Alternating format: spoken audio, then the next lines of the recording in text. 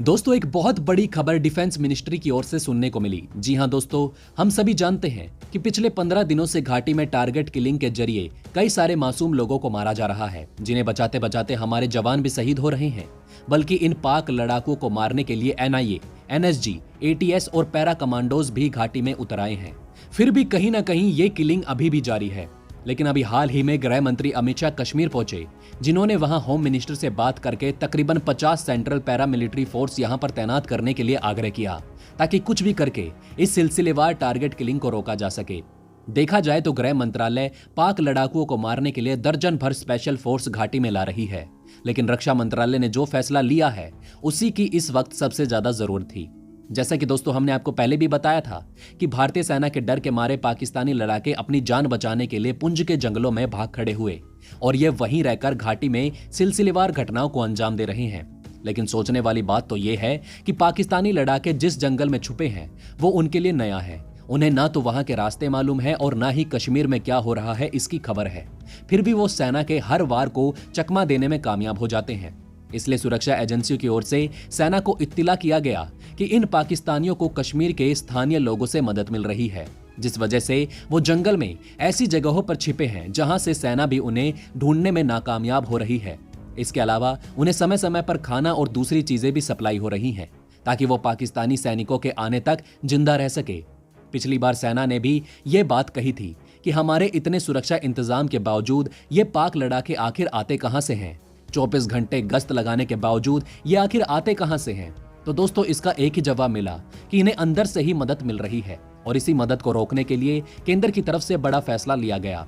जी हां दोस्तों, Indian express की तरफ से जारी इस न्यूज के मुताबिक जो कोई हिंदुस्तानी व्यक्ति इन पाक लड़ाकुओं की मदद करता पाया गया या फिर उसके घर से संदिग्ध चीजें पाई गई तो उसे आईपीसी धारा 124A के तहत ताउम्र कैद की सजा दी जाएगी, या फिर सेना की सीक्रेट इंफॉर्मेशन दुश्मन को साझा करने के आरोप में उससे उसकी नागरिकता भी छीनी जा सकती है। बल्कि केंद्र की ओर से सेना को यह आदेश जारी किया गया कि उन्हें अगर कोई ऐसा व्यक्ति पाक लड़ाकुओं के साथ दिखाई देता है तो उनको सीधा एनकाउंटर करने की परमिशन दी गई है, क्योंकि यही लोग हैं जो घाटी में आज भी अमन और शांति नहीं देखना चाहते।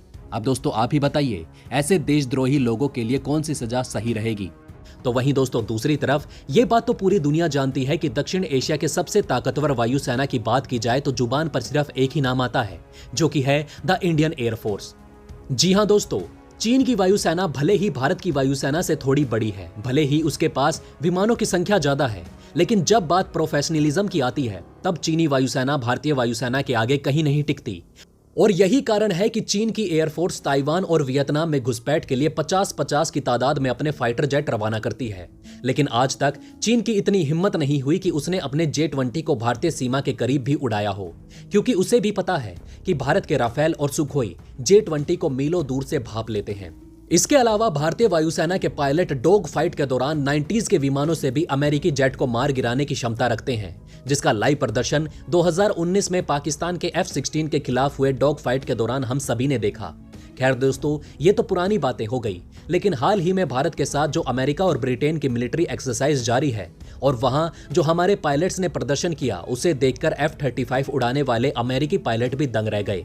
जी हां दोस्तों, भारतीय नौसेना, रॉयल ब्रिटिश नेवी और यूएस नेवी के साथ इन दिनों बंगाल की खाड़ी में ज्वाइंट मिलिट्री एक्सरसाइज कर रही है और इस एक्सरसाइज में ब्रिटेन और अमेरिका के सुपर कैरियर यानी कि यूएसएस कार्ल विंसन और HMS क्वीन एलिजाबेथ भारत में INS विक्रमादित्य के साथ बढ़ चढ़कर नेवल ड्रिल कर रहे हैं।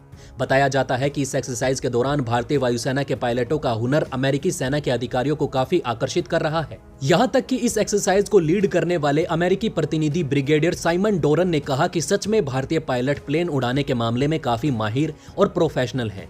ये पुराने विमानों के साथ भी काफी अच्छे तरीके से कलाबाजी कर लेते हैं, बल्कि इन्होंने F-35 को भी काफी बेहतरीन तरीके से उड़ाया।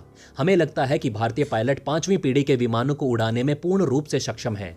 भारत के पास भी F-35 होने चाहिए थे, क्योंकि जापानीज और अरेबियन एयरफोर्स के पास ये जेट पहले से ही मौजूद हैं, लेकिन फिर भी ऐसा एक्सपीरियंस हमें महसूस वहां पर नहीं हुआ।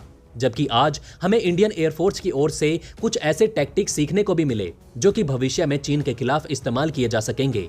साइमन के मुताबिक भारत आज भी अमेरिका से F-35 मांगता है तो अमेरिका उसे रीजनेबल प्राइस में दे सकता है, बशर्ते भारत इसे खरीदना चाहता हो।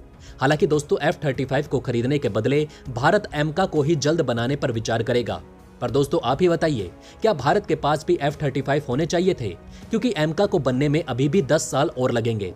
तब तक तो पता नहीं चीन के पास कौन सी पीढ़ी का विमान आ जाए। इसे लेकर आप क्या कहते हैं दोस्तों? हमें कमेंट करके अपनी राय जरूर बताइएगा। जय हिंद, जय भारत।